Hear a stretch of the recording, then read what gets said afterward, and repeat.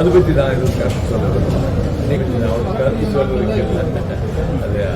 அது பற்றி நான் எதுவும் கருத்து சொல்ல விரும்புகிறேன். இன்னைக்கு கலந்து கொண்ட கட்சிகள் தமிழ்நாட்டிலிருந்து மறுமலர்ச்சி திராவிட முன்னேற்ற கழகம், விடுதலை சிறுத்தைகள் கட்சி, முஸ்லீம் லீக், முன்னாடி குட்டி அவர் முஸ்லீம் லீக் சார்பாக, இந்திய கம்யூனிஸ்ட் கட்சி, மார்க்சிஸ்ட் கம்யூனிஸ்ட் கட்சி, அதனுடைய இந்திய கம்யூனிஸ்ட் கட்சியுடைய தலைவர் அகில இந்திய பொதுச் செயலாளர் ராஜா, மார்க்சிஸ்ட் கம்யூனிஸ்ட் கட்சி சார்பில் ஜார்ஜ் பிரிட்டாஸ் கலந்து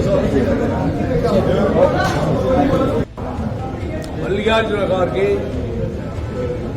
மதிப்பிற்குரிய ராகுல் காந்தி உள்ளிட்ட தலைவர்கள் அனைவரும் கலந்து கொண்ட கூட்டம் ஏறத்தாழ ஒரு 3 மணி நேரம் நடைபெற்றது. தங்கள் கருத்துக்களை எல்லோரும் கூறினார்கள். ஒட்டுமொத்தமாக காங்கிரஸ் தலைமையில் ஒன்றாக இணைந்து சிறு கருத்து வேறுபாடுகளுக்கும் இடம் கொடுத்துள்ளார்கள்.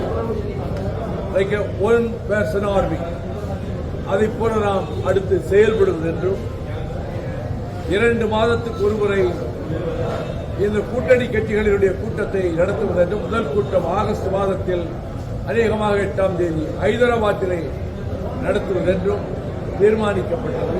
இதில் முதல் தீர்மானம் எஸ்ஐஆர் குறித்து உச்சநீதிமன்ற தலைமை நீதிபதியிடம் வழக்கு தாக்கல் செய்வது.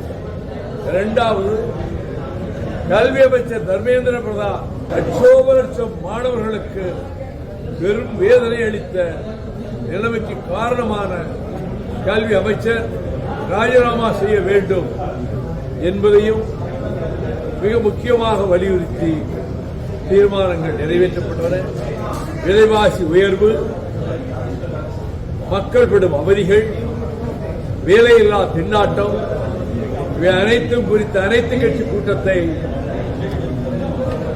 அரசு கூட்ட வேண்டும், அரசுக்கு தலைமையாகுகின்றவர்கள் கூட்ட வேண்டும் என்பதையும் இந்த கூட்டத்திலே தீர்மானிக்கப்பட்டது. பெரும்பாலும் ஒத்த கருத்துக்களை உடையவர்களாக முரண்பாடுகளுக்கு இடம் கொடுக்காத வகையில் மேற்கு வங்கத்தின் முதலமைச்சர் சகோதரி மம்தா பானர்ஜி அவர்களும் முழுக்க காங்கிரஸோடு இணைந்து அதற்கு பக்கபலமாக இருந்து இந்த அணிவகுப்பை, இந்த மார்ச்சை தொடருவோம் என்றும் பேசினார்.